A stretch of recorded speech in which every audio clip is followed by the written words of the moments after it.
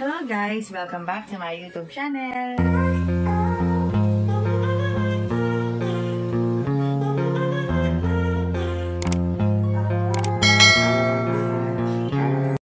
Maraming ang blessings ang dumating kay Gemma Galanza. Noong November 28, naging POG siya. At maraming fans na nagmamahal sa kanya.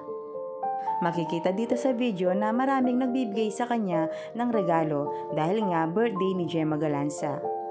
Naging tahimik na nga ang relasyon ni Gemma Galanza at ni Ella De Jesus. Mula nang nag-break up sila ni Dina Wong ay wala nang masyadong naririnig sa kanyang nagbabash. Dahil nga gusto ni Gemma na peaceful lang. Nasabi din ni Ivy Lacsina na magkaibigan sila ni Gemma Galanza. Sa isang live ni Ivy Lacsina ay nahagip ang isang boses. Isa sa kanyang mga kasama na medyo may nasabing hindi maganda dahil nanonood sila ng PBL. Pero lilinawin ko guys, si Ivy Lacsina ay walang kinalaman sa nasabi niyang iyon.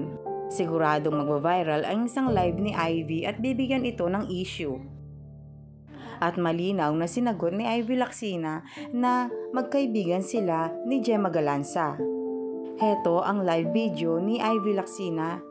Pakinggan natin ang nasabi ng kanyang kaibigan.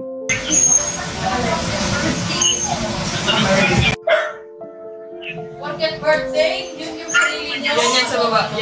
Working birthday, yung free niyo. Yan sa baba. O diba guys, narinig ninyo at gulat na gulat si Ivy.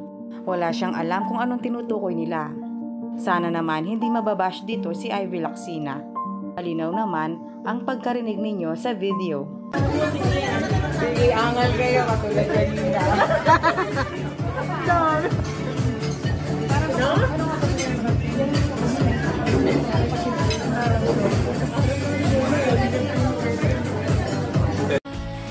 So, ayun na nga guys.